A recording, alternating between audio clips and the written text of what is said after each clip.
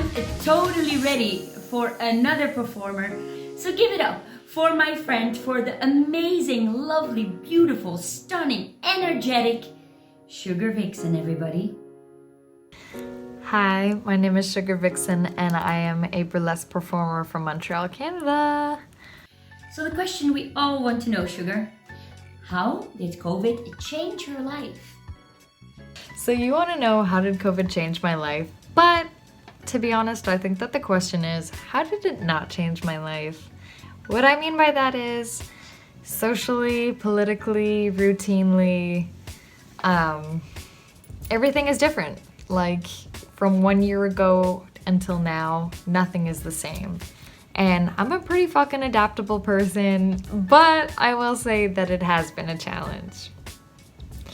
In terms of what I've been up to this past year, I'm just really trying to work on myself, honing in on skills that I was never really able to work on before because I just didn't have the time, because I was in a fucking bar or club working every single night of the week.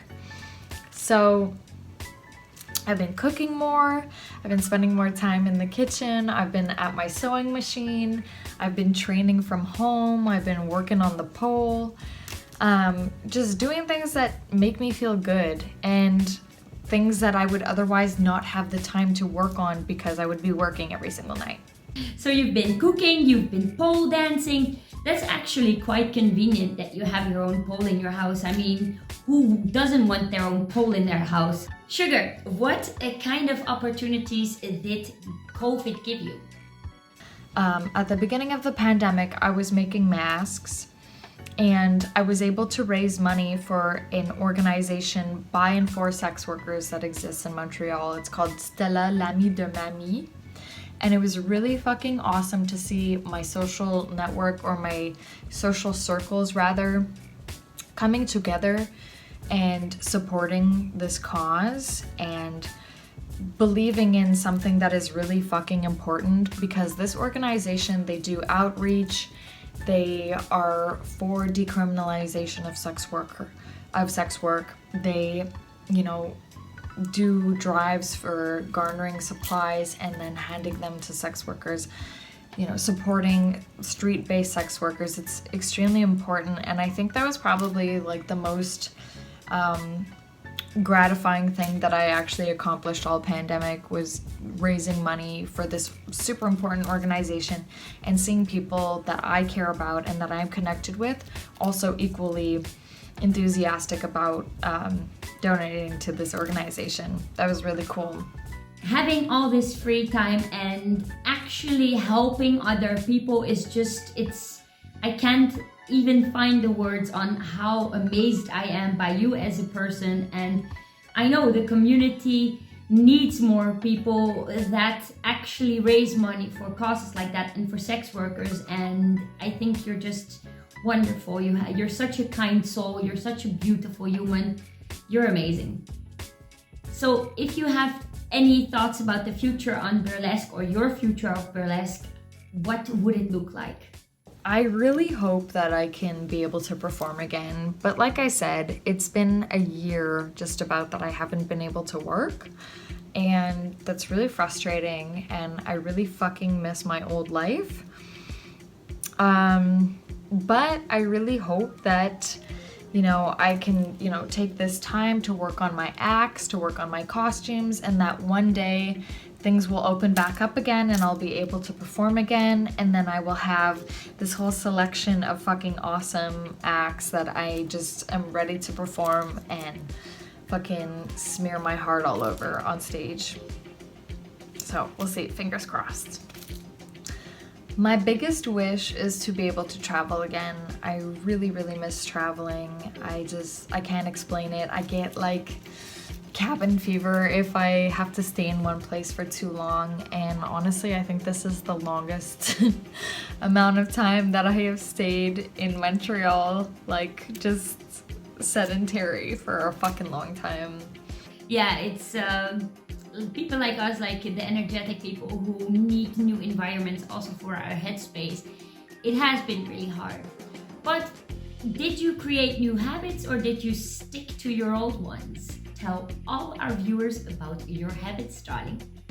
The new habit that I created, I set up a pole in my bedroom and have been working on pole dancing, and I feel really strong. And I'm gonna keep at it because it's super empowering and I feel strong and sexy, and just it gives me something to do and training, and I get to listen to my music while I do that. It's the best thing ever, honestly.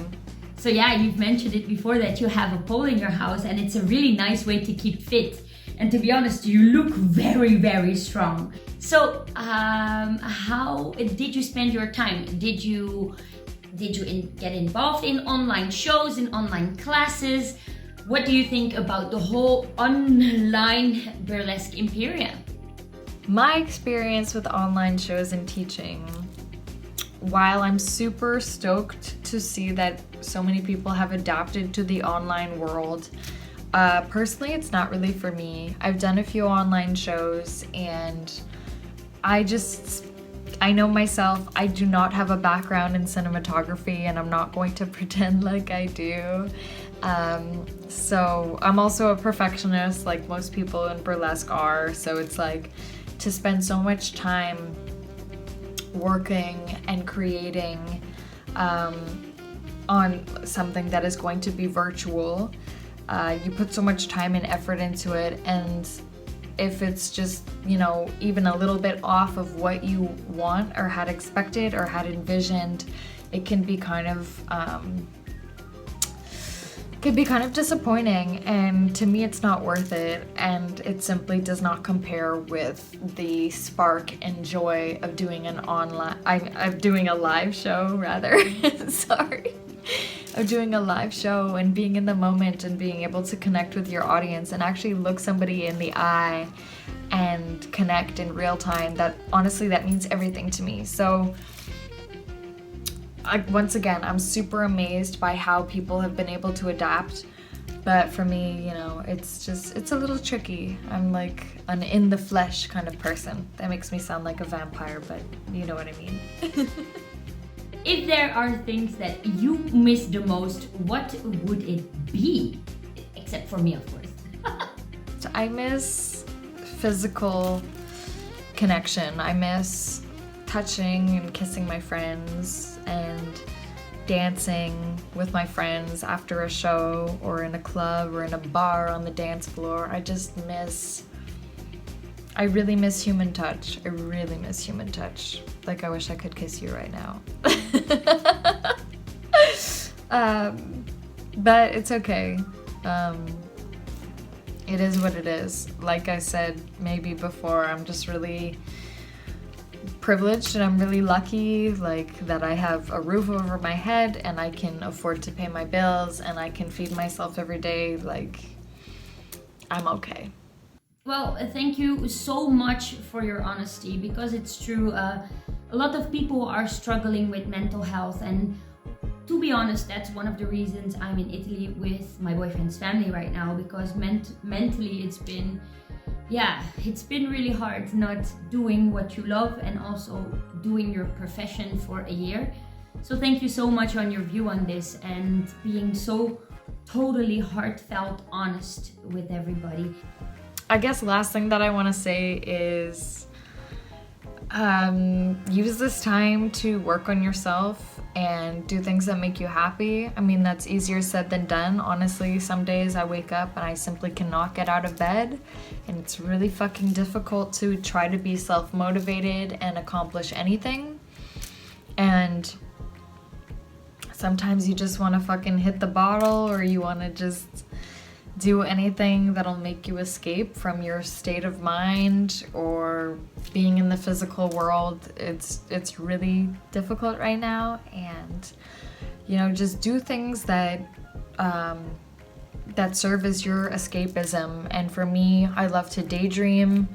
I love to imagine new acts in my head for burlesque. I love to listen to music. I love to listen to podcasts. I love to read books, and these are things that I otherwise would not have time to do if, you know, this current situation didn't force me to slow the fuck down and you know, not be able to work. Like I'm just trying to find means of being happy and staying connected to myself, staying energized, staying motivated.